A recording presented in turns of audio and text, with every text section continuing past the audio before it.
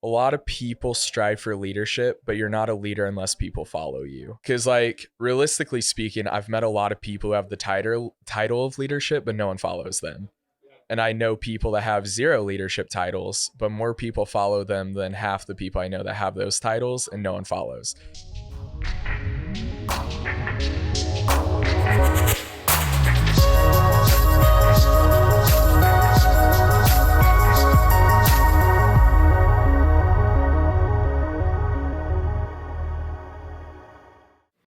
Hello and welcome to the Proclamation Podcast. I'm your host, Luke Nolan, and we are here with Ryan Vogt. Hello. Not V-O-T-E. No, it's V-O-G-T. Okay. Me and a lot of friends have this joke that I should run for some type of office or political space. Vote for vote. Or this is my tagline: I'm the best vote for office. Because it's kind of ironic, It's clever, and my Instagram's literally Vote for Ryan, and it's just stuck, and I was like, I don't know how I got that name, because if there's any other Ryan that had the same... Is your Instagram V-O-T-E?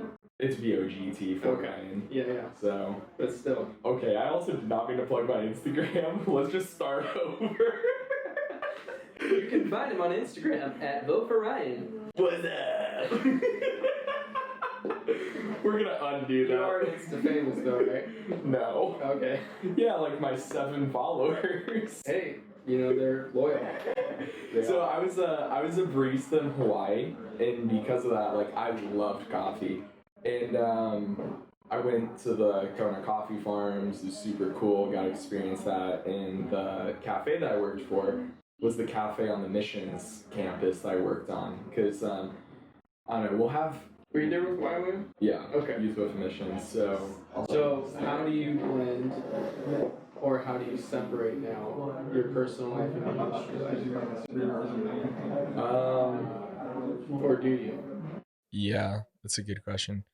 So when I was I'm gonna have to give context because I've had like 2 major time scheduling seasons in my life. I had my season on the mission field and then my season back working with churches. And I think how I structured relationships was very different in both. When I was on the mission field, my schedule was 15-hour days every single day for the exception of Sunday. So I was working from morning to evening. I'd wake up at 6:30 to 7, and then I would have ministry until 11 o'clock at night. So I was working from morning to evening every day. And I think because of that, since I was on leadership in the organization I was working for, and I even lived with my guy students. So I lived in a dorm with all my guy students. So we could also have like 24/7 discipleship, and they could see more of a lifestyle versus just a top-down approach where it's leadership structure of, oh, do this. They really, they wanted my guy students to live with me. And that was something I was even excited about because just the idea of them seeing my day-to-day life, my routines, my rituals, the things I do, allowed them to really grasp on the fact, like, okay, he's not just telling me what to do, like he's learning, like he lives it. It's good. So I wasn't very overwhelmed in that season because I knew my lifestyle and my actions very much did a lot of the teaching for me. A lot of questions they had, sometimes I'd say, okay, how about this? Like, just spend time with me. And if these questions aren't answered in the next 2 weeks, like just seeing how I live and like do things, like let's have a real conversation about it. And I don't know, more times than not, it was worked out. And so I loved that structure. But when I came here and I was living on my own and I didn't have guys that lived with me, I realized the balance got out of whack. I had a lot more people vying for my attention, wanting to spend time with me. More than when guys were living with you 24/7. It felt like it was part of my routine in my life. It didn't feel separated. It felt very blended together. And because it was blended together, I think it was easier for me to not be exhausted by it because it was enjoyable, because it didn't feel like these were the guys I was discipling. It felt like my brothers. Like, it felt like my little brothers. And I loved these guys deeply. And I was like, oh my gosh, like I love the questions. I love this. It felt very intimate and friendship. And it wasn't just built on a, oh, I'm your leader relationship. It was built on like, we are friends. Because I think something I noticed within the church world is if someone's your leader, sometimes they stay your leader, even if you have grown to their level of like maybe knowledge or scripture or spirituality. If you've grown to their level, sometimes you still feel under them because it's like, oh, you've only ever been my leader. I don't know a context where you're my friend. So I very much had that friendship dynamic with my students and the people I was discipling. So when I came back here, since I lived by myself and I didn't have anyone that lived with me, it was a lot more disconnected. People only saw me on Sundays. People only saw me on the times that we'd get coffee. Outside of that, um, I had the assumption I was going to go get coffee with friends. We would sit down, they'd pour out their whole life. They'd start crying like, oh, this is what's going on. You thought you were hanging out with somebody, but instead you were discipling. Yes. So the walls became very blurred between friends, acquaintances, and people I was discipling in that season. And I think also being back here, people don't know how to communicate clear-cut expectations. So I would go with the expectation of like, oh, this is a friend. They said they want to hang out. They want to get coffee. But then when they poured out like their whole heart and like shared all that, like I loved it. It was great. But I didn't put myself in the headspace because my headspace was, oh, I'm hanging out with a friend. But it's like, oh, and like I'm hanging out with someone I need to disciple. I need to invest in. I need to help grow. So It's almost like you needed to stretch before that exercise, and they didn't give you the context. Yeah. And so because of that, I had to start explaining to people like, hey, like, what are we doing? Like, what is the point of this coffee hangout? And sometimes people thought I was kind of rude and jerky about it. Like, wait, why does it matter? And I'm like, I just want to know. I'm curious. But what would end up happening is even then, sometimes people wouldn't communicate what they were really wanting from it. And they would sit down and still just pour out these deep parts of their life. And I think my closest friends also know like I'm very much a challenger. I like challenging things. I myself love to be challenged. And because of that, I tend to project that on people like, oh, I assume people want to be challenged. They want to grow. They don't want to stay where they're at. And I think because of that, that being such a core belief system in me that we should be challenged and forced to grow, I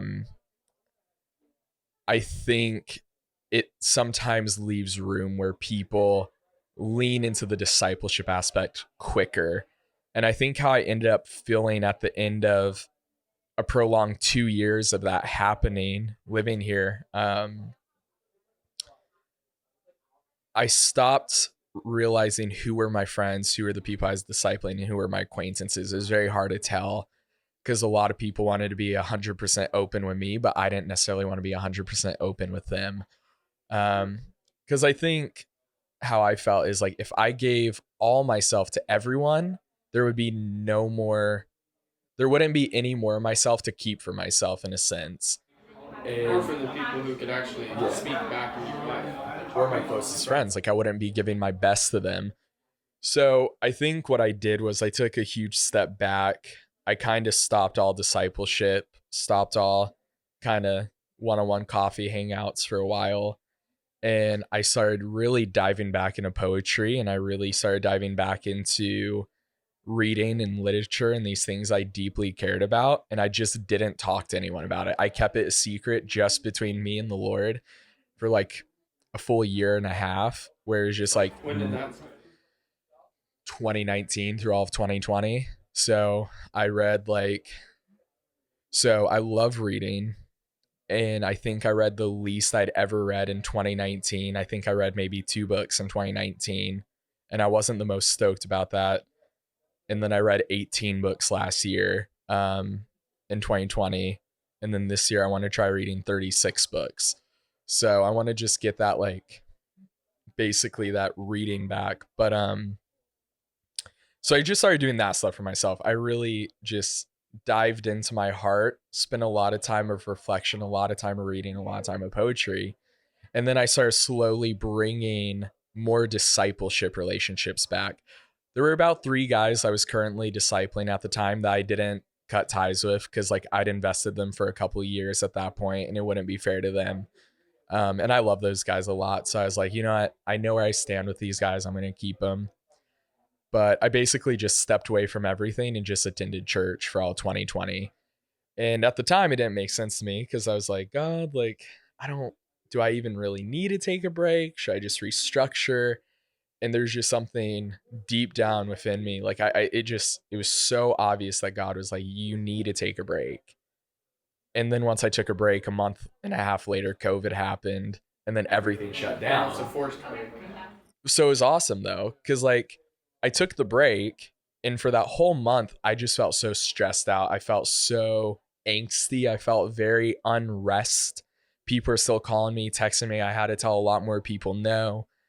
I felt like You find it hard to tell people no? I did in the past, not so much now. You've learned to tell people no. Yeah, I think I acquainted the ministry of Christ to being a pushover in my mind. Like for me, I'm not saying Christ is a pushover. Christ was a pushover, right? No, definitely okay. not. But like, I think in my mind, I accidentally did that. Yeah. I imagine like, oh, Jesus Kindness. would say yes. You wrote like, it off as kindness. Yeah, I wrote being a pushover as being kind, and I realized like I wasn't helping anyone by saying yes to everyone. Because I think in my mind, some of the circles I was in, they would use language like, oh, Christ, pours all himself out. He does this. And it's like, yes, but he also set boundaries himself. He went up the mountaintop and spent time alone. He prayed in isolated places. He did this. And I think the communities I'd walked in for about 4 or 5 years up until my break, a lot of them glorified the ministry of Christ, but very few glorified the rest of Christ and the humanity of Christ, where he rested, he ate, he communed, he did these intimate times with his disciples. They unhumanized Christ, which yes, Christ is God, but like he's fully God, but he's also fully a man. And if we deny the human aspect of Christ, we're missing out on a major aspect to who he was, because he was fully God and fully man. And I think this was a year of finding the humanity of Christ in a deeper way, where I said, okay, how did Christ walk and portray himself in his humanity? And as I started kind of taking those practical steps to live that out, I just found I had a lot more peace and rest. And I realized like, oh, he wasn't a pushover. He did say yes. He did give all himself, but he gave all himself with reason. He prioritized his relationship with the Father. He prioritized his main 12. And then outside of his main 12, he prioritized his 120. He had those structures in place of prioritizing relationships. So for me, what I ended up doing was, okay, Christ loves everyone.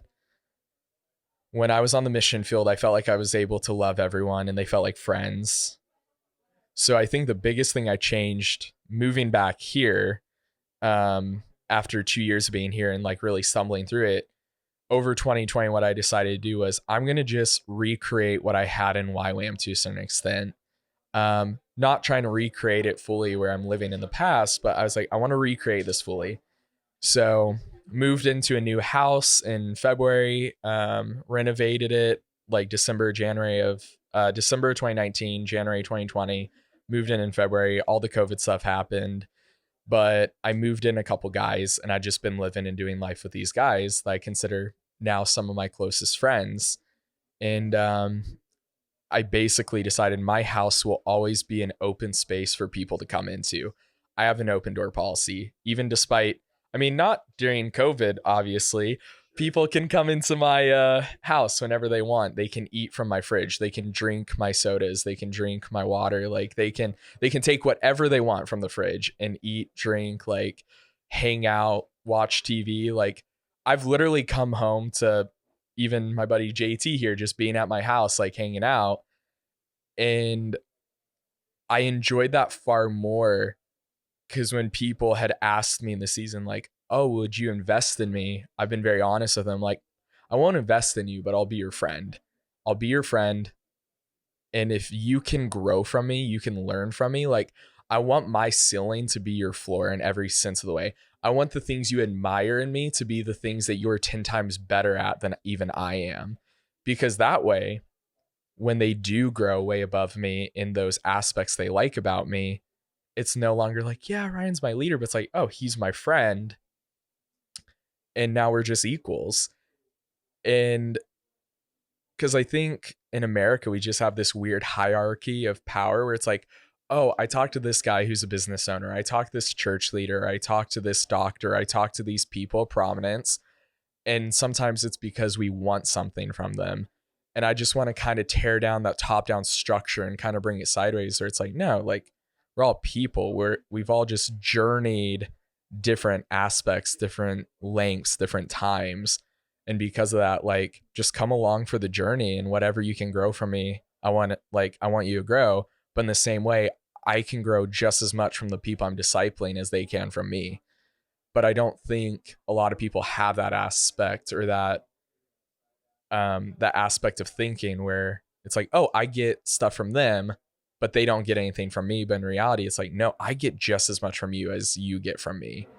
So that's the way it should be. Yeah, I've just basically just told people I'm not going to disciple anymore, and we can be friends. And if you want to read the Bible with me, like when I'm reading the Bible, you want to pray with me when I pray, you want to do anything that I'm doing, like come with me, but we're going to do life. If I'm busy, like come with me to the grocery store and we're going to go grocery shopping. Like, so let me ask you this. Do you think that a lot of people do that to you because they are having trouble establishing their own identity, and so they sort of want to piggyback on your identity? Or is it because they see you as a really strong leader? Why are these people pursuing you? Because I think that is a huge problem in our society right now, that a lot of people, they don't know who they want to be. So they're like, oh, I'll be like Kanye, or I'll be like Obama, or I'll be like, they put different people up on this. So I want to be like this athlete, I want to be like this actor, I want to be like this influencer, I want to be like this artist. Instead of looking within, they're looking without for a signal of how do I become something that I admire. So do you think that that's part of the reason that people are pursuing you, is that they're not sure what their identity in Christ is supposed to be? They see you and they're like, that's the type of Christian I want to be? Or is it that they need help? What are the reasons? I think what I noticed with friends I have in ministry, and even my own experiences, because I'll say this first. A lot of people strive for leadership, but you're not a leader unless people follow you. Put that on the quote board. Because, like, realistically speaking, I've met a lot of people who have the title of leadership, but no one follows them. And I know people that have 0 leadership titles, but more people follow them than half the people I know that have those titles, and no one follows. So I think for me, I've always, even personally, I've always wrestled with, I don't know why people would follow me. And I don't even like to assume people do follow me. I just kind of want to live for the Lord and let my life for God just be the thing that represents who I am. Because I think what I've noticed with the people who would go out to coffee with my friends in ministry and times with me is I think hurt and broken people are attracted to people that have a resemblance of health and wholeness. And I think what's happened is people like Kanye and these people in the space of entertainment, they're able to portray a perfect life on social media that they themselves don't have. I think a perfect example of that is Anthony Bourdain, Travel Network guy, did these cooking shows. He killed himself. Robin Williams, he killed himself. All the people that have had drug overdoses, like rappers, like that. There's just been so much death within the Hollywood space, and everyone grieves these people's deaths and their passing, which, yes, it is sad. but I think we're not truly grieving them, we're grieving the idea of them. So what I think happens is people are They don't so know Kobe Bryant personally. yeah. So we grieve this perfect reflection of this hero that we long to have. And I don't think we have heroes and villains. We just have people. Like, I think we want the hero, we want the villain. Like, we can justify why war in the Middle East was okay because they're villains and us as Americans are heroes, or we can justify why we do certain things because we like this clear-cut good and evil narrative, or we like this clear-cut, like, oh, this person's living a whole healthy life, I can get behind it. And I think the problem is people, because we want clear-cut narratives and ideas, we end up being lost in the nuance. And I think that's where a lot of frustration is in people's hearts. They see healthy leaders, but what they don't see is they don't see their healthiness, they see perfection. They create in their head what this perfect leader is. And they don't know all the imperfections that that person deals with off camera, so to speak. Exactly. And I think what happens even in the church world, you hear a lot of people, oh, the pastor hurt me or this leader hurt me. And I don't think it's necessarily that the leader hurt them, though I think a lot of it is that I have a lot of friends that have been unjustly hurt by leadership. But I think it's that person's humanity came out and their perfect idea was shattered. Yeah. The leader's humanity came out. So their perfect idea of this leader was shattered in that moment. And it's not necessarily that the leader absolutely wounded them, but the perfection was broken. And then they're like, oh, this person's not perfect. Time for me to go to the next person. Sort of like the Wizard of Oz. Yeah. He's still the Wizard of Oz, but once you go around the curtain, you're like, it's just a guy. You realize it's the dude. So yeah, he's still the same guy. Yeah.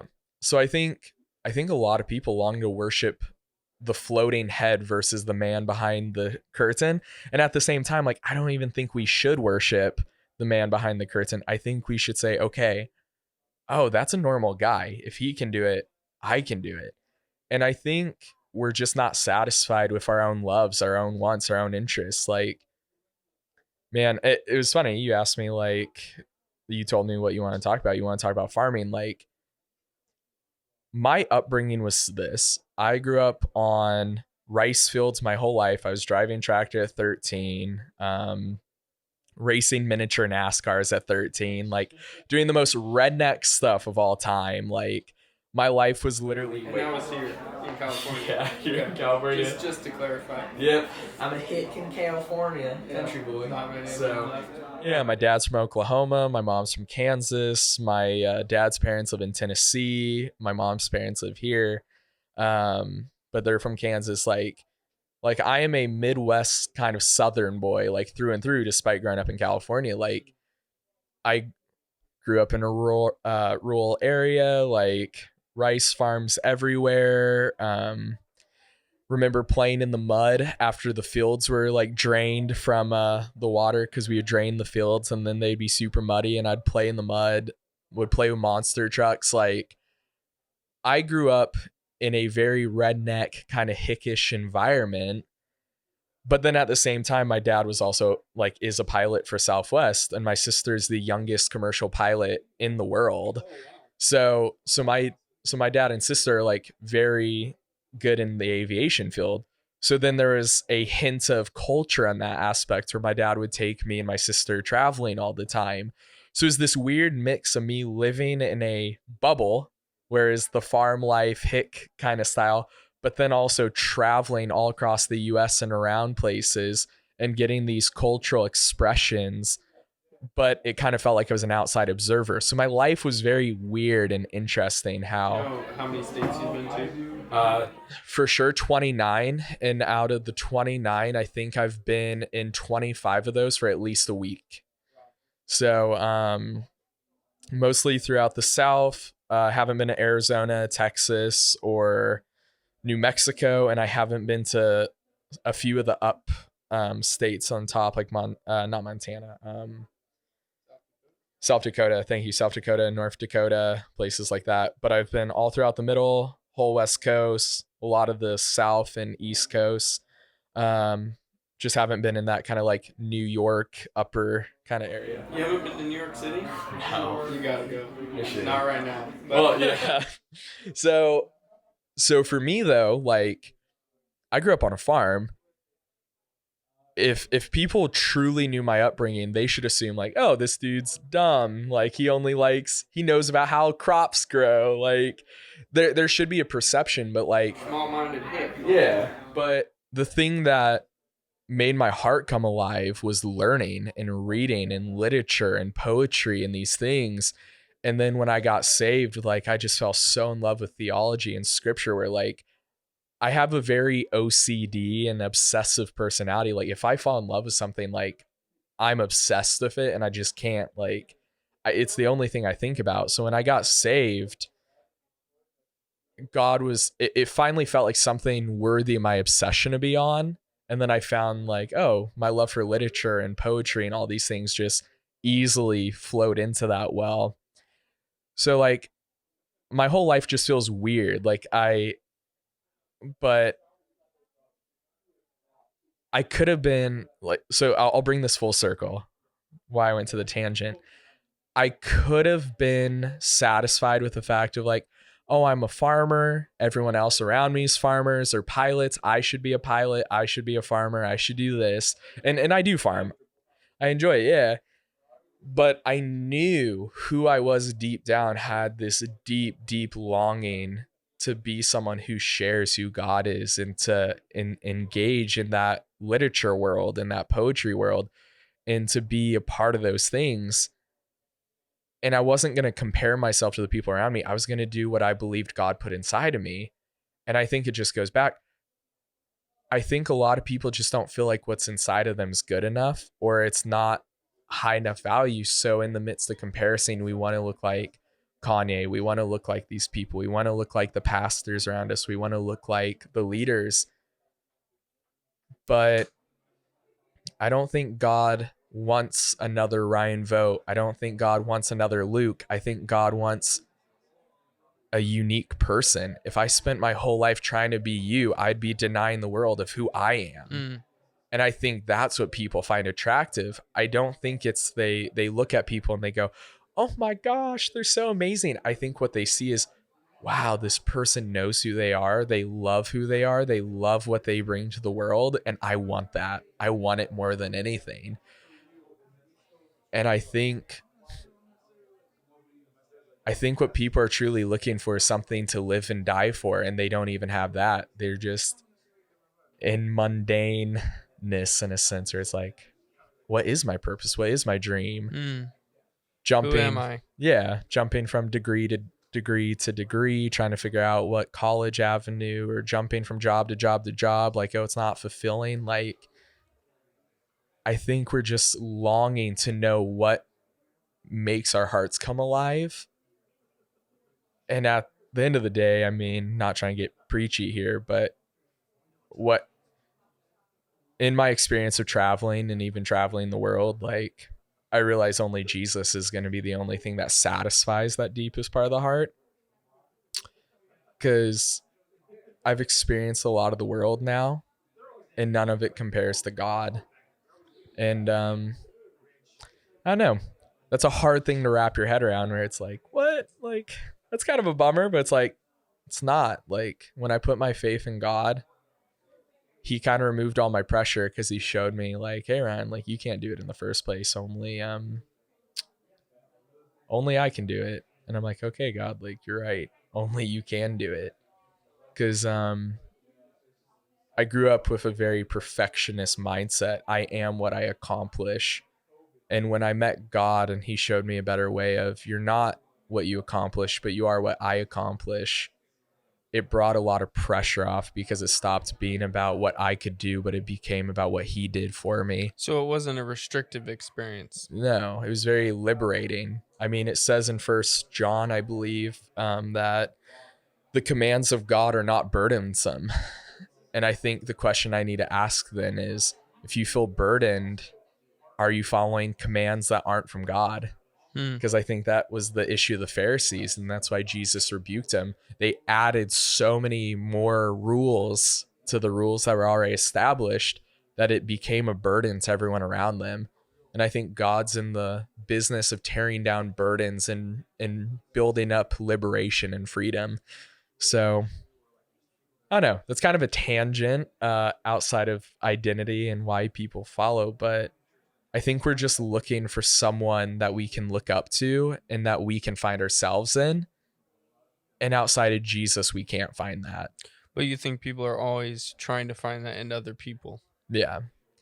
We're always looking for a person to fill the person-shaped hole in our heart. Because realistically, in Genesis, when we were in the cool of the garden, like during the cool of the day, like walking with God, and they sinned and they severed relationship with the Lord, a God-sized hole was created in their heart. They stopped being in communion with God, and God was like, wasn't gonna just leave it at that. That's why he sent Jesus. But the thing is like, I think we're trying to fill that God-shaped hole in our heart with people.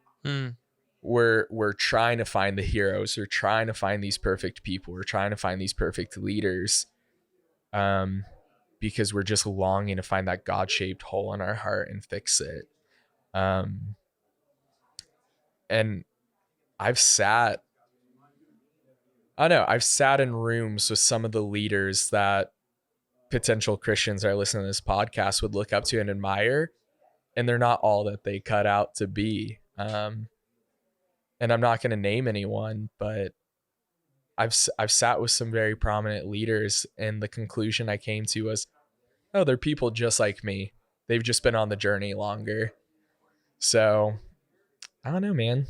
I think we can't ever find perfection in people, but we can only find perfection in God, because on this side of eternity, perfection's not attainable, but I think sanctification is, and growth is, and diligence to become better is. I think there's all these people out here trying to become perfect and great, but for myself, I find it hard enough just being a good man, let alone a great man or a perfect man, you know? So I don't know. So if someone's listening to this and they feel like a lot of this is resonating with them, and they, whether they believe in God or not, but they're looking for that type of filling, where should they start? I think a real honesty and humility is say, like, I have not arrived and I've not figured it out. I think in our pursuit of perfection, we lie to ourselves and we almost put blinders on. I don't know if you know much about horse racing, but when horses race, they put blinders on so they're not distracted by the other horses. And I think that works for horses in a race, but we're not horses. We can't have those blinders on where we're so narrow focused that we're not aware of our faults and our flaws and our issues. Didn't they take the blinders off of Seabiscuit, though? Is that a movie? Well, it's, or like Seabiscuit is a horse that won. You know what? I don't know. Triple Crown. Hey, maybe some of you will thrive with, I don't know. It was just something unique. I believe they took them off because his rider, his jockey, realized, well, he's motivated by losing. He doesn't want to lose. So when he sees the other horses, he kicks it into gear. I'm not an expert on horses or Seabiscuit. It could have been a different champion horse, but I remember that from something. You asked me if I know about horse racing, and then you don't know who Seabiscuit is. Okay, you know what? I was just talking about the more practical side of how it works, not actual horse race. In 1943, Seabiscuit. So let me tell you about that. Sure, have you ever seen the movie Stripes where a zebra beat all the horses? Oh, man. Was that by Disney or DreamWorks? I don't care. It's all the same at this point. So I'm saying to become a zebra. Don't be like a horse. Have you seen the picture of Michael Phelps where he's racing a horse? No. He's like stretching forward the last couple strokes, and the guy next to him is looking at him instead of looking ahead. No. It's been some really good memes. Basically, Michael Phelps is looking at the goal, and this guy's looking at Michael Phelps. Oh, man. You know who Michael Phelps is, yes, right? I know who Michael Phelps is. Checking. He I think he would like eat shoot, 5,000 calories a meal or something absurd like that. He'd eat like 3 pizzas, 5 monsters, and like a whole bucket of KFC, which I don't even know that's healthy to be a swimmer, but dang. Yeah. But when you smoke weed, you're hungry. Pretty Sorry, much. Michael.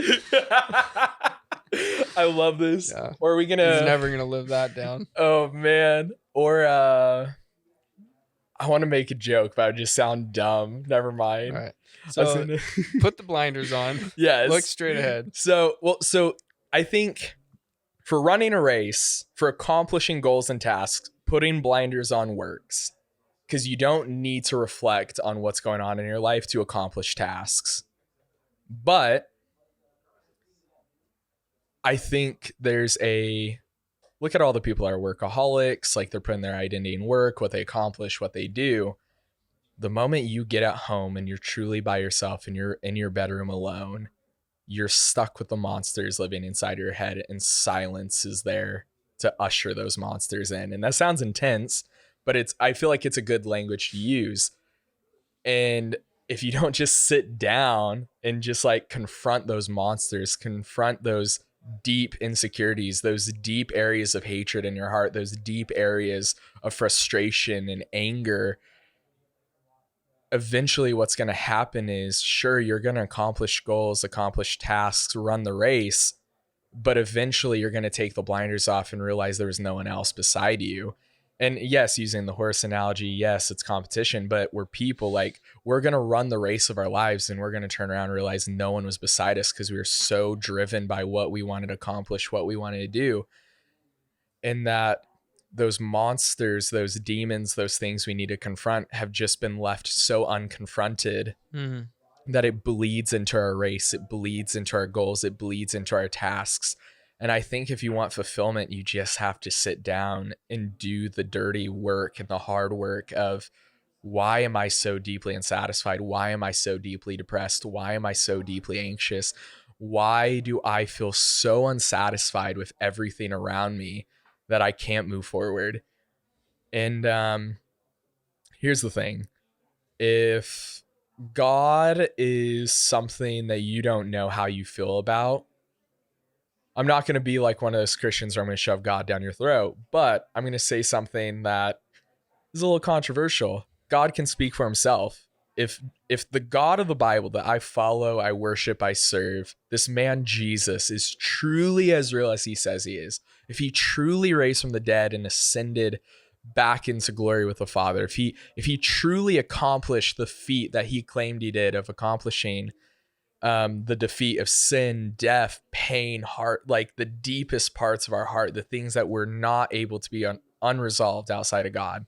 If God could truly do that, God has the capacity to speak to you directly. And I think simply just praying this prayer and saying, God, like, if this is real, if you truly bring satisfaction the way this guy's talking about, in humility, realize the pain and the things you're going through, and ask God, be like, God, like, if you're really this real, meet me. And I promise you, God will be faithful to just meet you. Because I think that's why probably a lot of people are turned off to Christianity in America, is because there's a lot of people talking about what God's against versus what God's for. And a lot of people talking about what God has issues with versus what God is proud of. And we shove God down people's throats versus realizing, like, man, God pursues our hearts far more than we can share Jesus with someone.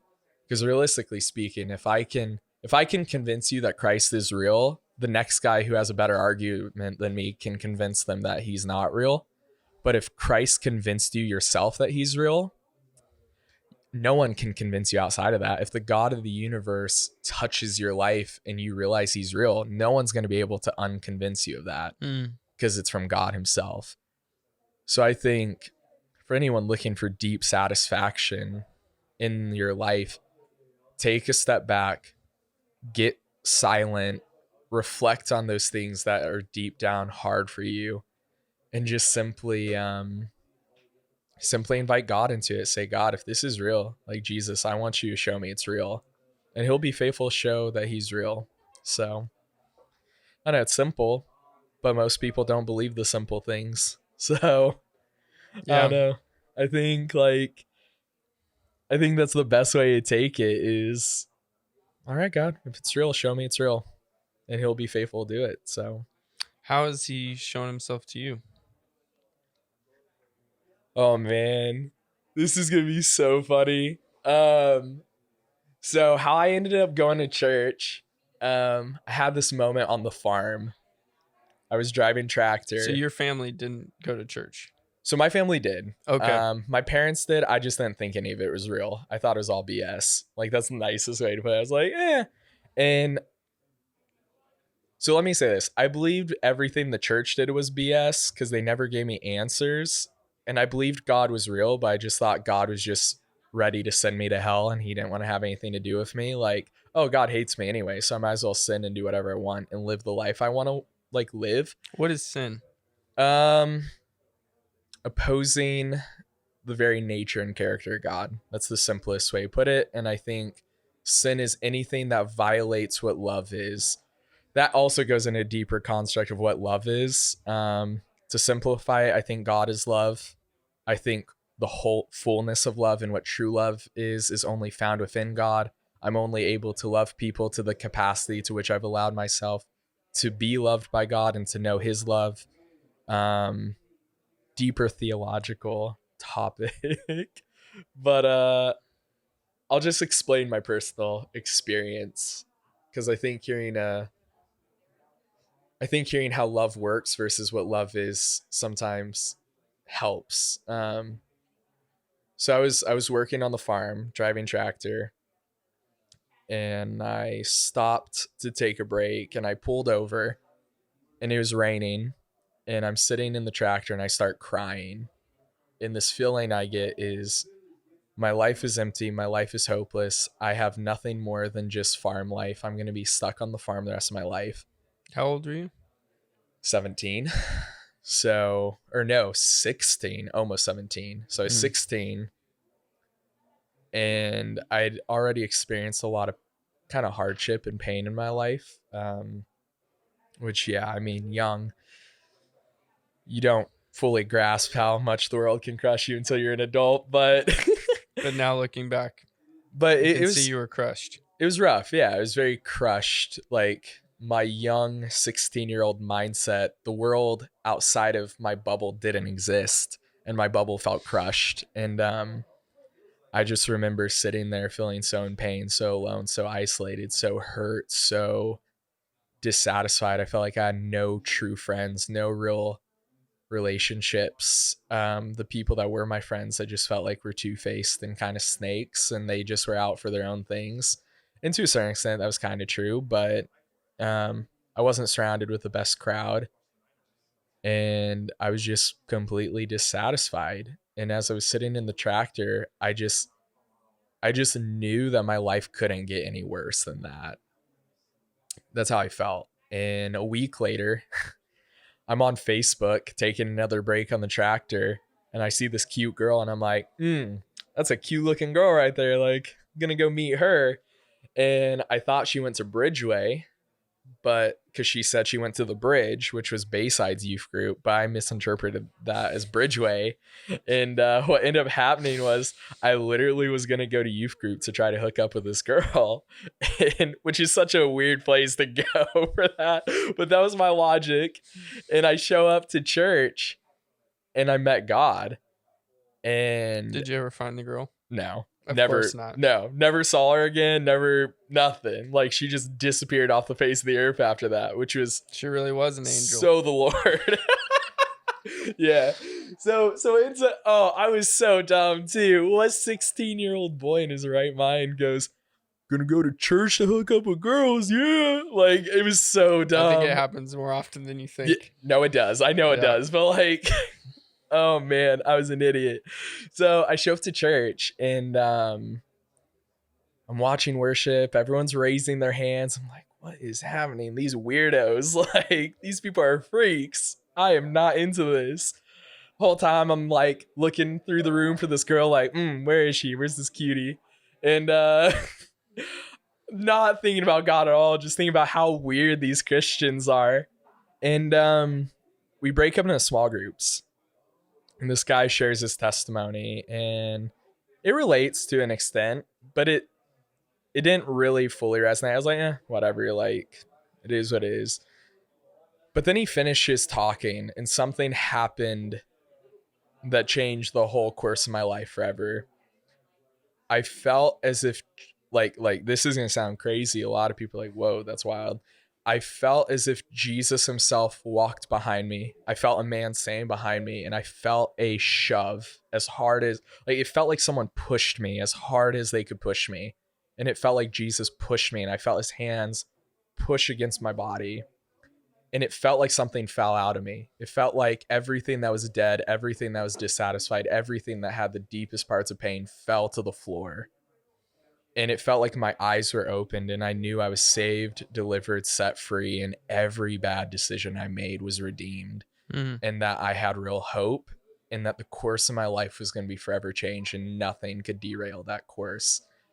And I'm sitting there just dumbfounded in silence, like, did that just happen? Didn't tell anyone. Was just sitting there. And I went home. In that week, everything was different. I felt alive. I felt joy. I felt hope. I felt like I really met Jesus. And I was like, what happened? I didn't even think about the girl. I was just so shocked about like what happened. I was like, what was that? 3 weeks go by because the youth group went on break right before Christmas. In the whole Christmas break, I'm just thinking like, something feels different. My life is genuinely different. Like I don't know what it is. Something changed. And all I know is it changed when I showed up at that church. And I didn't care about like any of the people attending. I just wanted God. I was like, God, like I want this. So I go back to church and I sit down in small group. And the first thing I say in small group, we're all talking. And I go, yeah, so can someone teach me how to read the Bible? I know more about like pornography and sin and like all these things instead of God. Like, can you guys teach me about Bible people's names versus like all this stuff? And all the dudes' jaws dropped. They're like, who the frick is this guy? Like sharing his whole 10 years of sin. Like, this is crazy. And the small group leader didn't even know what to do. He's like, did this guy just share like every single bad thing he did? Like, what is going on? It's like, yeah, can someone teach me how to read the Bible? Like, I just want to follow this God guy. Like, he's cool. And this guy just ended up teaching me to read the Bible and walking with me. And I just started going after God. Funny enough, after I started following Jesus, life got the hardest it ever got. But I think what was cool about it though, was my greatest moment without Jesus didn't even compare to my worst moment without him. Because and here's the thing, I don't say that naively. When I joined the mission field, within the first year, I was really wrestling still with a lot of self-condemnation, where I was like, God, why would you let me go to heaven with all the bad decisions I made? Why would you let me be saved, redeemed? I don't get it. Despite him showing his goodness, I didn't understand why I could be redeemed. And right when I worked out that issue and knowing I was redeemed, within that year, my health fell apart. My best friend in 10 years had a schizophrenic nervous breakdown and went crazy. And it was just devastating what happened there. I watched him have his mental breakdown. I watched him as he ended up in the hospital for a week and then flew home. I watched as he's still schizophrenic to this day and has never been restored. I watched as I had to go home and get surgery. I ended up getting surgery and I'm like, God, why'd you not heal me? I don't want this surgery. But then 2 weeks after surgery, when I'm finally walking again, I fly back and I lead another missions trip for 6 months. And I get new students and I end up in Amsterdam. And while I'm in Amsterdam, my grandfather almost dies of cancer. And like, it's just one thing after another. And I then get back from Amsterdam and I come home to a funeral where my friend finally passed away of cancer after losing his battle with cancer. Like, and there was so much hardship in that season, in the sense of the loss. But the whole time I was like, God, even in my darkest moment, you are so much better than my best moment without you. Like my worst moments with Christ are 1,000 times better than my worst moments without him. I mean, my best moments without him. Mm-hmm. And I think the redemption of my grandfather, I was in Amsterdam and I get the phone call saying like, hey man, like you might need to come home and give the eulogy at your grandfather's funeral. Like he requested that you would be the one that give the eulogy and you speak at his funeral. He wants you to be the only person that speaks at the funeral. Like not the only person to speak like the family would, but like to share. And I was like, that's crazy. So I thought I was going to have to go home from Amsterdam to a funeral. And as I'm there, I'm like, okay, let's give it a few days, see what happens. Maybe he'll recover. But it sounded like the doctors gave up on him and he was going to pass away that week. And I take my students to this teaching and this training, and there's a guy there, and he says, this is not weird. I feel like God's speaking to me about something. Does anyone here know an Ed who works with produce? I'm like, yeah, that's my grandfather. He's a rice farmer. He's like, what's wrong with him? I was like, he's in the hospital right now dying of cancer. He's going to pass away at any moment, most likely. And he says, we're going to pray and God's going to heal him completely. And I was like, okay. I was like, that's sick. I hope so. Like, I mean, the fact that God told you my grandfather's name and like that he's a rice farmer, that's crazy. So he prays for my grandfather. I get a phone call 3 days later. He was in the hospital and he began to see flashing lights and he fully recovered. After the doctors were just going to let him die. Well, 5 months later, after I was back home from the mission field, been home for about a month and a half, I went to Tennessee because my grandfather had a kidney issue. And luckily, that was what my surgery was for kidney issues. So I was able to know what was going on. And I advised my grandmother that we should take him to the hospital. So even my kidney surgery ended up being a blessing in disguise because he would have probably passed away from that if I didn't realize what was happening. Because it's like, oh, he has all the same symptoms. Like we need to get him to the hospital. So they got him there and took care of everything. And the nurse came in shocked. She's like, so what was the treatment you used for your cancer? He's like, oh, didn't do anything. You have no cancer. You know you're cancer free, right? Never has had cancer since and it fully recovered.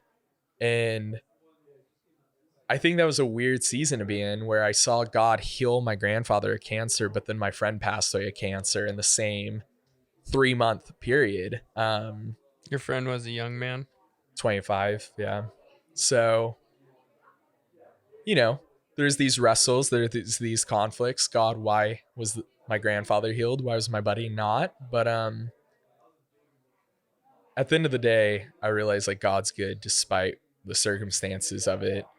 And the only reason I share the context of my pain is to say, like, I think a lot of people can hear my joy and my excitement about God. Like, well, you're naive. You haven't really experienced much. But it's like, no, I've experienced some pretty like horrific things that I think I've watched a lot of friends walk away from God because of. And I realize like it's that moment in scripture where Jesus is teaching the multitude of people and he says, you know, eat my flesh, drink my blood, and everyone gets deeply offended by that. They're like, we don't like that teaching, bye. And yes, it was a metaphor for his death on the cross and the flesh that would be ripped and his blood that would be spilled on our behalf, but they didn't get that. That freaked him out. They left, and a lot of Jesus's disciples left when he shared that. And he looks to Peter and the other 11. So he's talking to the 12 and he says, will you guys leave? And Peter says, God, where would we go? And that's been kind of my biggest thing my whole life in my faith journey. God's been asking me like, Ryan, are you going to leave like the others have?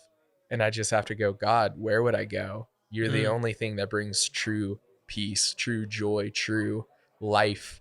I don't have anywhere else I can go, God. So yeah. Let's take a break.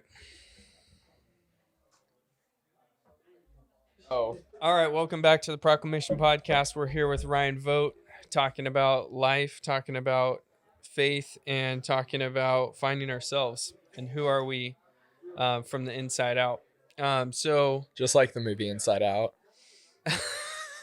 I'm so sorry. you've only referenced children's films so far.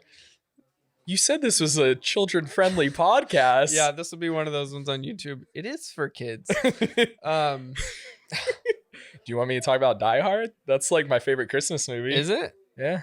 Oh, I recently told my brother's girlfriend to break up with him because my brother said that Die Hard was not a Christmas movie. Okay, I agree with you. Amen. Break up with that guy. It is a Christmas movie, right? Yeah. It is the Christmas movie. Okay. We were talking about something very serious, but I think you'll get a kick out of this. This is my okay. This is my joke here. So, Die Hard is the third movie to the first Home Alone movies, the first two. And this is why. Okay. Hear me out here. Is it the same kid? Hear me out here. So Kevin McAllister ends up at home. The Wet Bandits. The Wet Bandits at the time. The Wet Bandits break in and he has to stop them. They go to jail.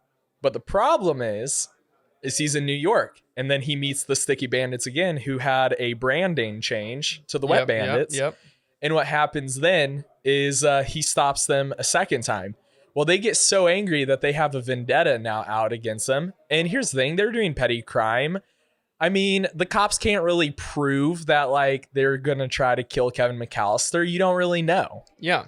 So because of that, you just have two guys that are badly beaten by a child. So he had to go into WITSEC. Because of that, stopping these two criminals created a passion in him for stopping crime, to which he became a cop in New York under the name McClane. So he became close. John McClane. Okay. And then it would explain why John McClane came up with all the Home Alone antics to taking out the bad guys in the tower. Yep, he sure did. So he's very creative. I know. Throughout all the films. Yes, all three. The trilogy's incredible. Well, there's more than 3, isn't there? Home Alones? Oh, Home Alone. No, I was talking about the Home Alone trilogy. Okay, I thought you were 1, talking about 2, the and then Die Hard. Home Alone, Die Hard. Is there any connection between the Wet Bandits and Professor Snape, criminal in Die Hard? Oh, I know his name too, but now that you called him Snape, I'm blanking on what his name is. It's the German guy. No, he's from England. He passed away. Well, no, he plays cancer. a German though. Yeah, they're all Germans. Yeah, it's I know Hans Gruber. That's his name in the movie. It's Hans Gruber. Okay. Man, so, I feel bad I can't remember his name now. Me and a friend will occasionally do like World War II voices as a joke, and because I'm German, him and I did these German voices, and he's like, "Have you ever seen a Nazi fly?" And then like they push the Nazi over the side of the roof, and it's like, "Apparently not." And like whenever I watch him fall off the cliff and hit the ground, I always just think in my mind, "Have you ever seen a Nazi fly? Neither have I. Goodbye." It's not funny, but I think people are laughing on the other side of the screen because they have no idea what's going on.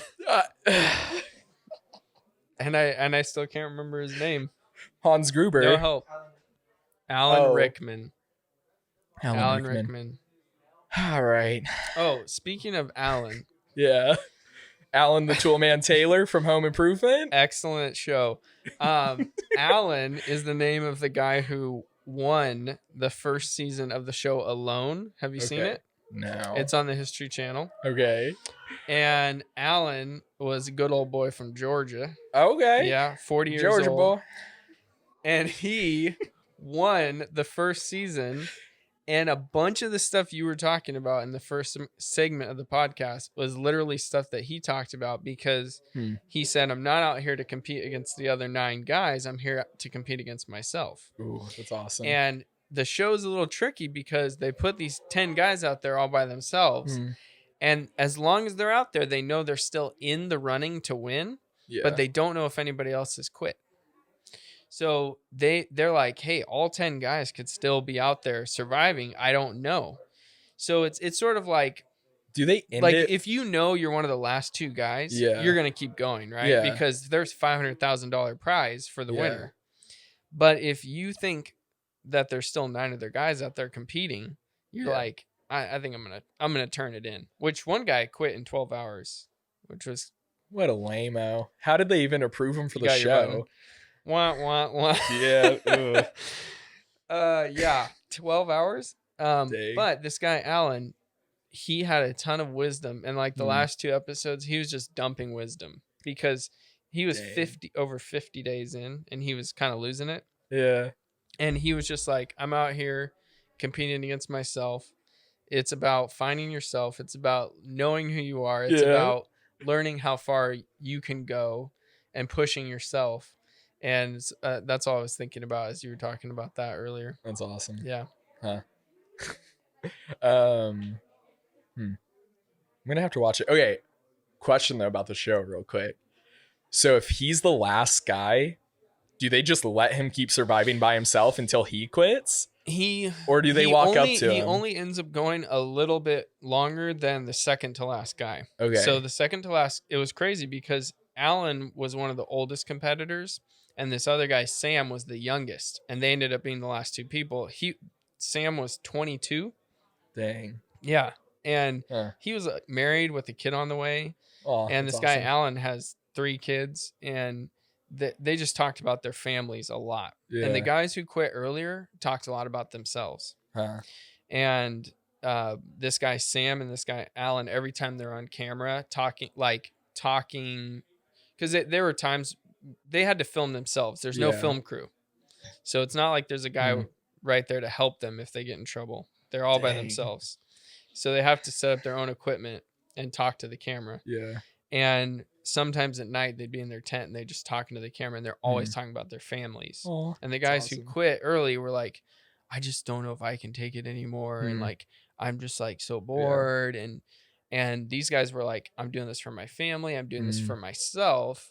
You could tell like the way they talked about it, they mentally were not going to quit. Yeah. But awesome. once the young guy quit, Sam, I think it was about a day or 2, because they have to bring Alan's wife from Georgia, and they fly her out to where he's at. And the film crew walks out of the woods, and then his wife walks out behind them, and he's like, and they're like, you won. And then she hands him a check for $500,000.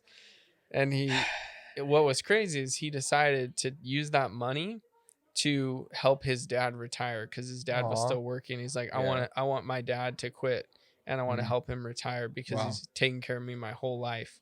And then he used the rest of the money to pay off his house. Man, I need to watch this show. This sounds great. Yeah. Dang. Okay. Maybe I'm going to just dig deeper into this for no reason, but it's kind of funny that it was a 22-year-old and a older gentleman. Wait, you said like 50? 40. 40? Yeah, he's not old, but definitely significantly older than the other guy. You know, at the midway point in his life. So yeah. It's kind of interesting that like an older and younger guy were the 2 that like really pushed through. Because I think like it's kind of applicable, because you know, you meet a lot of older people that have a lot of wisdom and maturity, and they will make wiser decisions because their life experiences have taught them like, hey, this is the best decision you can possibly make. Why waste your time making bad decisions if you can be smarter and wiser with how you choose things? But then also the fact that the young guy pushed through, and his youthful zeal and excitement and passion, he had the willpower to push through. He loved it. Like, man, this is like just kind of something I think about a little bit, not a lot, is the generational disconnect we have in America. How it's kind of a generational thing of... Who do you think creates that? Politics. Probably just politics, and then frustration of angsty kids that feel like, oh my gosh, I'm young. I'm the next generation. I know better than my 30, like parents are 20 to 30 years older than me. It's like, no, you don't. Chill out. I think it's youthful pride and probably older stubbornness, where the youth in their pride will perceive that they know things better, And then older people and their arrogance will be stuck in their own ways, and there won't be a come together of how can we build something together that lasts. Actually, I think something a lot of people that I know between the age of 18 and 25, 26, something they talk to me about is they long to meet like a 40 or 50-year-old mentor that would just take them under their wing and invest in them, but they can't find that in the church. And Is it because there's no 40 and 50-year-olds? I think there are 40 and 50-year-olds. I mean, the few that I met that I really have liked and connected with, I think the conversations I had with them, the takeaway I had was it almost felt like they felt they had nothing to give the younger generation, you know? Or, oh, you youngins just don't listen to what we have to say, you know? Like, why don't you listen? And I mean, I think to a certain extent, like that is true. There are a lot of younger people that have that pride where they don't listen. I think it's just, I think it's as simple as a disconnect of, yeah, pride on both sides where it's like, it's our way or the highway, or yeah, out with the old, in with the new, you know? And I think that denies the generational unity where, man, my dad's my hero and he's taught me so much. He hasn't kept secret the things that he cares about and loves. And my dad has been so selfless with the people around him. Like, my dad has helped people become pilots and stuff like that, and has put in the work and effort to help them grow. And here's the thing, you know, he's part of the older generation, so there is an aspect of, oh, I think what I'm doing is right. But here's the thing, every older person has that to some extent. But I think how I see my dad live in his want to see younger people thrive and succeed and get all that they can out of life is very admirable and something I look up to deeply, because I'm like, man, I don't know many people my dad's age that would just sacrifice for people and help them grow. So I And know. he's not looking for anything in return. Hardly. Do you think that's part of what is keeping some of the other older men back, is they're looking for something in return, or they don't have the patience to wait for the young people to make mistakes? I think both are looking for something in return. I think sadly, I can only speak from a church leadership context in this regard, because I don't, any business that I've done has always been pretty like contained, in the sense that I've done a lot of business by myself or with my father and like maybe one or two other employees. But I think it has to do with the fact that young people think that they can leverage relationships with older people for the sake of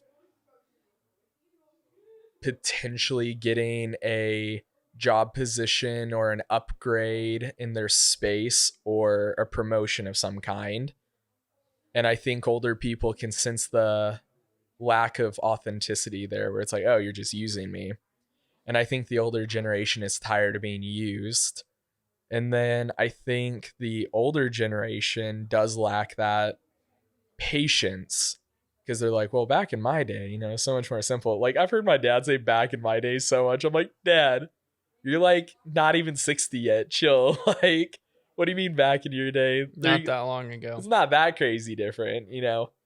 But I think it's just, yeah, I think it's a lack of patience with younger people. I think they perceive their mistake making as not listening and not willing to put in the work, when in reality, I mean, I think about it like, man, who I was 5 years ago was so radically different, where I'm like, oh, I was an idiot. And I know 5 years from now, I'm going to look back to who I was right now and be like, I was an idiot. Yeah. Like, I just think. How old are you?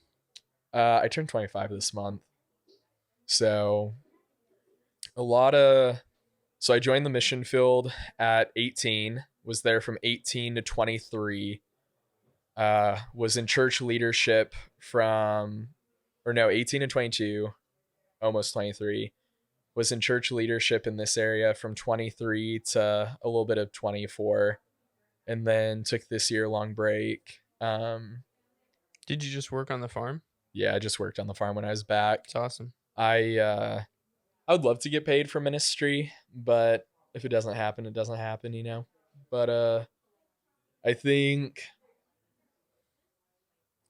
I think what's interesting for me is a lot of time I don't like saying my age because I think a lot of people take what I have to say and really like trust it more until I say my age sometimes because they're like, "Oh, you're 25, you're young, you haven't experienced enough of the world yet, you haven't seen enough." And it's kind of interesting to me that it tends to be 30-year-olds that a lot more people trust. Like, "Oh, this 30-year-old has more wisdom, more insight. This guy is accomplished." Cuz man, I've met 20-year-olds that blew my mind where I was like, "Oh my gosh, what you were able to teach me was so wise and so profound." And it just shocked me that it was like, We got some 20-year-olds yeah, in the back raising their hands. boom. Oh my gosh, all you guys are youngins. I did not realize that. But yeah, I don't know, the moment I perceive that I can't gain insight from a 19-year-old. Sorry, let me jump in real quick. Yeah. I think that part of that is because from 20 to 30, a lot of people make big blow at mistakes. That's fair, yeah. And so people feel like a 30-year-old probably had their time sowing the wild oats, making some big mistakes. Yeah. That's and true. a lot of people, including myself, Yeah. have made really big mistakes in that age range. Yeah. And so people in their 40s and 50s look at a 20-year-old and they say, in the next 5 to 10 years, you're going to shit the bed. and we're going to be sitting here like, I told you so. It's so real. I think that's what it comes from. No, I don't agree. think it's that they think they're incapable of wisdom, but that they are imminently on the verge of making big life decisions that are going to rock their world emotionally, physically, financially. Yeah. No, that's true. That's good. I agree with that. I think that's what the older people I have spent time with had been shocked about. They're like, you don't just make that, you know, I've had someone once say to me, they're like, you don't just make rash decisions. You think about the consequences of your action. I was like, yeah, I would imagine everyone does that. He's like, no. I was like, yeah, that's my bad. I probably shouldn't assume people do that. I think, funny enough, I think probably my biggest discipleship blunders was assuming that my students would think through the consequences of their actions, and they didn't. And I was like, oh man, I forgot they are young. Like, shoot. Because I think for me, because I did grow up on the farm and I did grow up in a high stakes environment, and even being on the mission field, I stepped into leadership at 19 years old. I was forced to grow up and I was forced to make my mistakes within the first year of leadership. And I was doing ministry work that I couldn't afford to make mistakes in, to an extent. There was grace. There were mistakes made. I mean, everyone makes mistakes. But I was trained with, okay, what do I do if on one of my 3-month outreaches, one of my students dies? How do I respond to that? How do I respond if one of my students gets kidnapped on outreach? How do I respond? Like, they taught me stuff that I was like, you guys know you're sending a 21-year-old across the world with like 9 people and like $80,000 for the whole trip. Like, this is insane. Like, because it's a bigger organization and we were there for months at a time, and we would also invest money into other organizations. Like I would also watch the amount of money that would go in through all of our global teams and stuff, and like seeing hundreds of thousands of dollars being raised, and the fact that I'm like, I can't believe we're trusting 10 grand with this team of 20-year-olds. Like, this is insane. And luckily none of them squandered it. They always used it for outreach and missions. They always invested it into the local communities and those programs. And we also gave very strict guidelines for how to use it. But I think for me, I was at this place where it's like, okay, I can't afford to mess up, because if I mess up now, it doesn't just affect me, it affects the 9 people under me. And then even before outreaches, when I was training students and discipling people, it's like my decisions will affect the 50 to 60 people under me negatively. And I think because of that, I was thrown into a space where I had to become an adult quicker. And I remember when I came to the end of my last outreach I led, I remember sharing about my students because I was hosting the testimony night. And I just kind of ended it with, I feel like I didn't do much. I just feel like I was a dad watching his 9 kids grow up and do good works. And it led me to tears. We had this one girl named Karina who was on that team, and she, really young, petite, like Slavic girl that was just very like shy and like just kind of painting a picture of who she was, like very shy and quiet and reserved. And she became the most passionate evangelist out of everyone on the team, where she would stay out on the streets talking to people about Christ for hours on end. And it blew my mind because I was like, this was a girl that some of the leaders were like, yeah, like, can we even justify bringing her on the trip? Would she even do ministry? Is this more for her? Because at the end of the day, I was part of a missions organization. We can only disciple our students so far before it's like, okay, we need to send them home. They're not going to teach and do stuff on the outreach. But I was like, I believe like she should be on the team. I think she's going to thrive. Like we need to bring her and believe for her. And she thrived and is incredible seeing. And I don't know. I love the idea of the fact that God would just trust me to be a part of someone's chapter in their life, where I can just be a part of the journey and help them grow and help them mature. Because at the end of the day, it's not what I did, but it's what God did in me anyway. Because man, who I was before the Lord was just not a good person. I was a liar. I was manipulative. I did whatever I could to get what I wanted. And I think becoming a Christian, I just wanted to be the complete opposite. I wanted to be someone who was so selfless, so kind, so compassionate, that I believed for people no matter what. I mean, one of my students used to be an ex-gangbanger from LA, and he almost punched me in the face one night because he disagreed with something I thought about. I was like, dude. Sometimes a good punch can bring people closer together. Yeah, so he almost punched me in the face. That was a fun moment, and he cussed me out, and I was like, all right, man, I'm going to let you go to bed. You're heated. He's like, I was like, okay, see you, man. And you let the sun go down on his anger? Yeah. I don't care. I mean, it was nighttime when the argument started, so as long as the sun didn't go down the next day, I don't care. So, loophole. But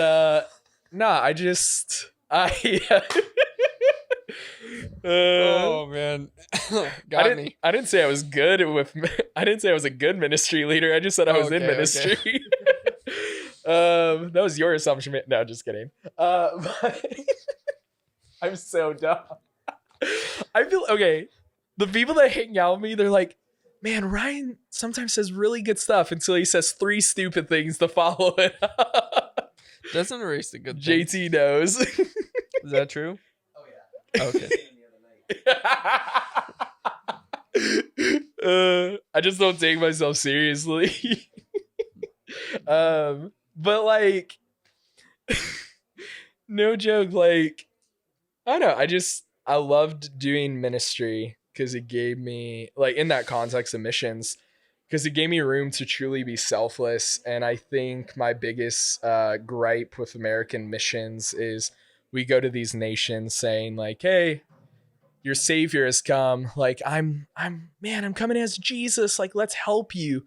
But in reality, we need to come alongside the people that we're going to minister to, and we need to help them thrive, help them grow, help them. Because you're not going to stay there. No, I'm going to be gone in 3 months. Here's the thing. When I tell people I led 3-month outreaches and mission trips, they're like, oh my gosh, you're in long-term missions. I was like, no, 2-year missions is short-term missions. 2 weeks is a vacation that you invited Jesus into. A lot of people hate it when I say that, but because they spent $5,000 on that 2-week vacation. Yeah, like, and here's the thing. This sounds very harsh. There's a number of 2-week missions that I know of that are incredible. They're great. but there's a lot that I know that aren't incredible and great, and I'll just leave it at that. But I think for me, it's like, no, I think 2 years of missions work where you're on the field for 2 years is short-term missions. It's once you pass the 2-year mark that you're really somewhere. Because I mean, I know for me, just staying here in California for the last 2.5 years, I feel like I'm finally doing what I want to do now. Took 2 you that years long later. to figure it out. Yeah. Or and, find your niche. Yeah. So I think because of that, like, I don't know, I feel like we want McDonald's drive-through breakthrough, and we expect crock pot results where it's like, all right, I threw the roast in the crock pot, let's let it simmer for 24 hours, get this delicious meal. But we expect it to be so quickly done, and done fast and 5-star. Yeah, which and is fine dining. Impossible, Yeah. So I think for me, I would rather things be slow and seem like there's no results at the start than things be quick. Because I won't say the name of the ministry in the off chance that somehow people would know what I'm talking about. But I was part of a ministry where some of my friends led a couple stadium events, and they filled one stadium with 100,000, another stadium with 70,000. And I won't get into whatever issues and gripes I have with those ministries or how the stadium events went. But even one of my friends, who's one of the leaders of it, him and I had this really beautiful conversation a while back. And he said, I filled the stadium, but I feel like I lost Jesus in the midst of it. He's like, we gathered all the people, but I lost a lot of intimacy with the Lord. And that kind of broke my heart hearing that. And he's been in a season of restoring intimacy with God. And he said, I'm tired of living off the foundation of hype instead of stability in God's presence. And I think for me, fast food Christianity is hype, in a crockpot Christianity where we let things marinate, we let things take time to grow, whether it's messy or not, really produces something beautiful. And I think being a part of the organizations I had been, and having students cycle in every 3 to 6 months to every 2 years, I realized the greatest work we did in our students were the students we kept for a year or two. The 3-month students were great. A lot of them are thriving now. The 6-month students were great. A lot of them are thriving now. But I think for me, it was the students I really got to do life with for a year and a half were the ones that I was the most excited about. And some of them are still my best friends to this day that I stay in touch with, and they're doing incredible things. And I don't know. I just don't want to rush ahead before it's time. Like, what's my rush? I have deep shower thoughts. Most of my best thinking is in the shower, ironically enough. I remember staying in the shower one time, and I was standing in the shower, and this thought came to me where I was frustrated. It's like, if I was just in a greater place of leadership, I could do more, accomplish more. And I felt this weight on my shoulders. It felt as if the full weight of leadership was placed on me in that second. And I realized, I was like, man, I have students I'm responsible for. Oh my gosh, if they died on this outreach, like, I'm responsible for this. Their parents could sue me. Their parents could sue the organization I'm like a part of.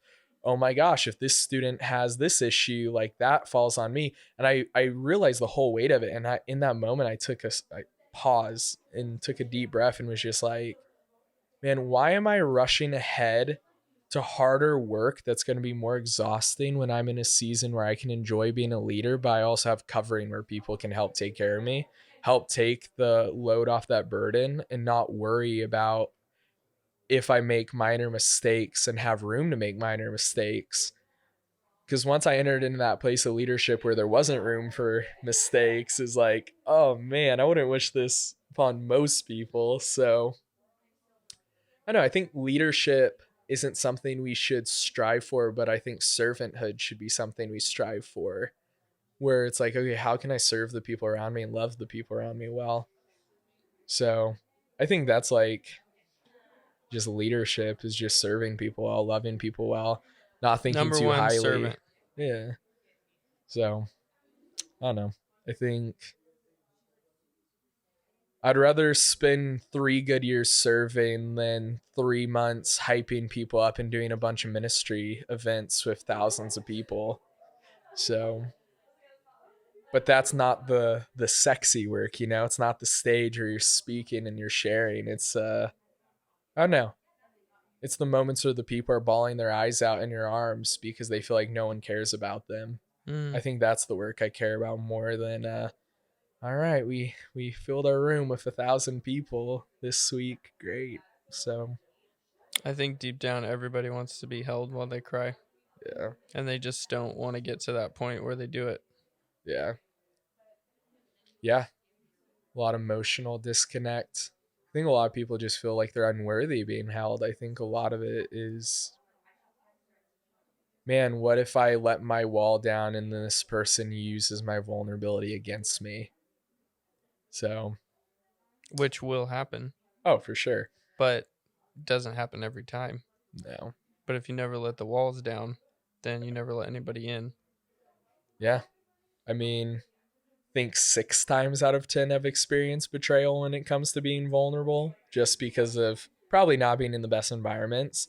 And that sounds intense, but I don't know. The four out of 10 has always been so much more rewarding than the 6 betrayals. It's like, cool, okay. It's kind of like giving out business cards. Yeah. You give out a lot of business cards, you're not going to get a call back. No. But the one that you do makes it worth it. Oh, yeah.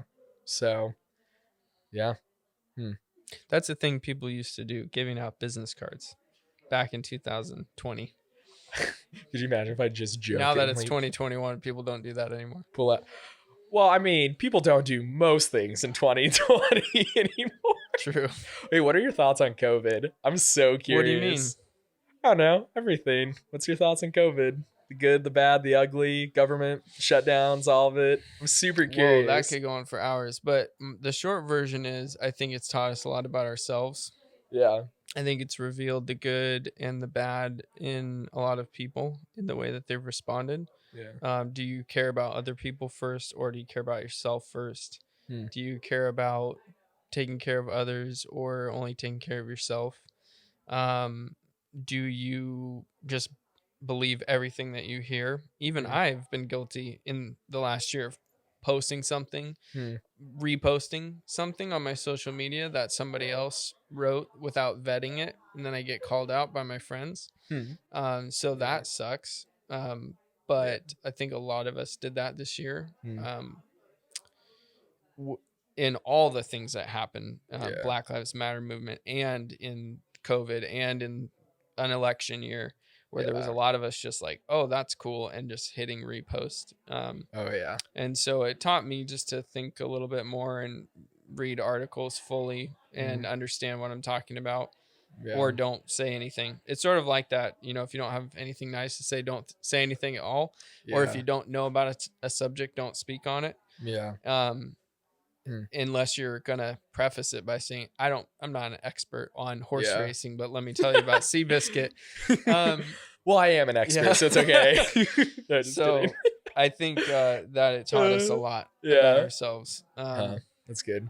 I think ultimately people are going to get sick and die, and COVID is what people are getting sick and dying from. And my family has traditionally had a lot of lung problems. Yeah. So I've just been waiting for somebody to get sick. Wow. And thankfully that has not happened. Yeah. I mean, people have gotten sick, but no one has died. Yeah. In my family. And so I think it's just really teaching us, like, why do we respond to things a certain way, and do we need to change the way that we respond to things? We cannot stop people from dying. Yeah. And that, I think that is the biggest thing that as a society we don't understand. Yeah. We know that it's wrong for people to die. We know that they're not supposed to die. But people don't know themselves, and they don't know their place in this universe. And so because of that, they believe that we should try to stop death, and we cannot stop death. Yeah. It's like if we're spending our whole lives trying to preserve life, what's going to happen if we look back and the very lives we were trying to preserve just didn't live at all? You know, it's like, did we preserve life or did we preserve zombies almost? So, I mean, I think, I don't know. We also live in an interesting time in history where most people used to die at 40 and now people are living to be 80. So it's like, you know, you have double the life expectancy within a 60 to 80 year time gap. That's huge. That's insane. So yeah, I believe that 30 is now is closer to being a quarter of the way through life than halfway through life. It's crazy. So if you're 30, you're a quarter of the way through life. You're not halfway through life. Oh man. 1/4 of the way. Man, I'm already done with my current quarter. Let's move this along. Just kidding. Totally kidding. The last question I wanted to ask you is what has the earth and farming taught you? Patience, being slow, taking time. Oh man. Being a farmer was kind of the greatest thing that ever happened to me when it comes to even learning the scripture, the thing that I am truly passionate about. Because I think a lot of people read the Bible and they view scholarship as the goal, but Jesus was talking to farmers and simple people, and it was actually very about farming. Yeah, it was very specifically. It's very simple to actually grasp what Christ said if you're in a traditional field of like something, you know, simple like farming. Like Jesus really spoke to normal people, fishermen, farmers, these tradesmen, stone workers. And I think for me, farming has been this thing of all I can do is plant the seeds, prepare the land, plant the seeds, water it, and then it's up to the seeds to grow, because it's not a guarantee that I'll get a good harvest every year. You can do your best, but you have no control how the crops grow. You'll never have control over the crops grow. And this year is so funny.